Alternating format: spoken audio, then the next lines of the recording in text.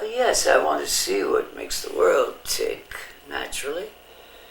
God, I've spent how many years grinding it out. The least I can do is try to look for something along the way.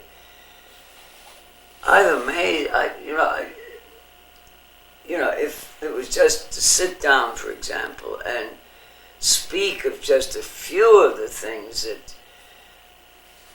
I've seen that I'm sure people would have bypassed and that wouldn't have meant anything to people. But offhand, the thought comes through my mind right now of a scene along a country highway where there were, mountains in the distance and a sky, alive with white rolling clouds and fields of yellow flowers, things of that sort.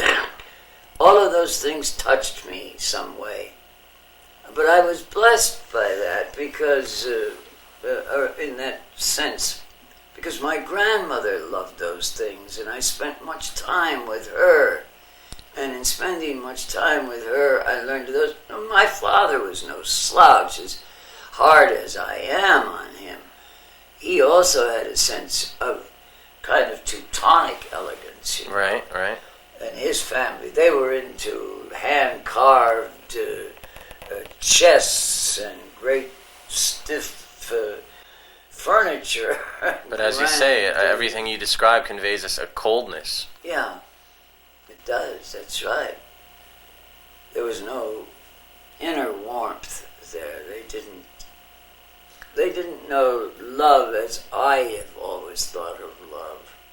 It was too formal what their That's conception. Right.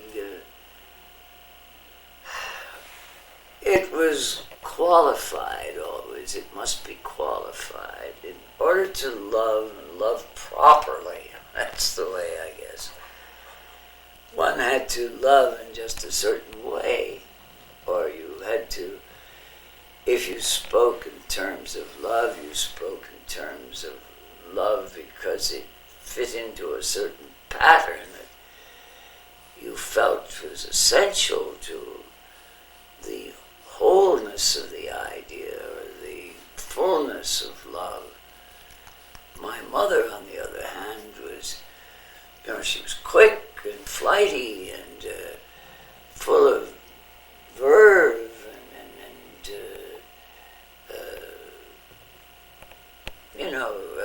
passion, it sounds like. Right. That hadn't been properly assuaged. What I mean by that, I don't know there is such a word, but hadn't been softened and touched and catered to a little and stroked and made to feel lovely and beautiful, which she was. God, she was beautiful. She golden hair and sparkling eyes, a full womanly body and lovely legs and a sense of,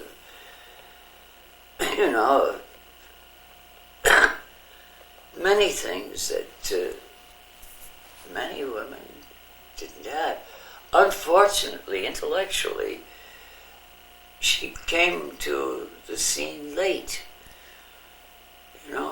and by that I mean she didn't have college training. That was her biggest hang-up, I think. It's too bad because, she had a good mind, a very good mind, and as she began to learn about things, in those days, women didn't speak of such things as psychology and psychiatry. Right, was hardly heard of. And, the only people that went to college were people who were into crafts of some kind, or you know what I'm saying? Yeah. Well, I mean, yeah, women weren't really encouraged No, they to weren't. seek out like a structured. They weren't They encouraged. weren't encouraged to think, Yeah, sure. you know?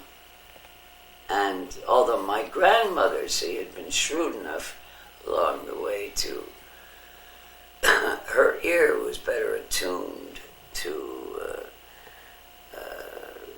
the inner feelings than my mother's. My mother was, she would have danced her way through life if she could, Yeah.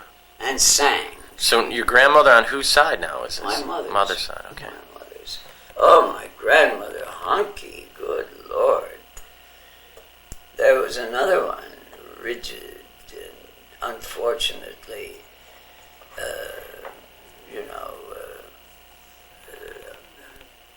she was, I don't know, she felt her responsibilities heavily, and all that sort of thing. She must do this, and she must do that, and there were certain positions to maintain. Mm-hmm. After all, the Hunkies were a family.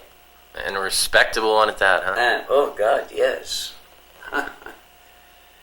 To put it mildly, I should say so.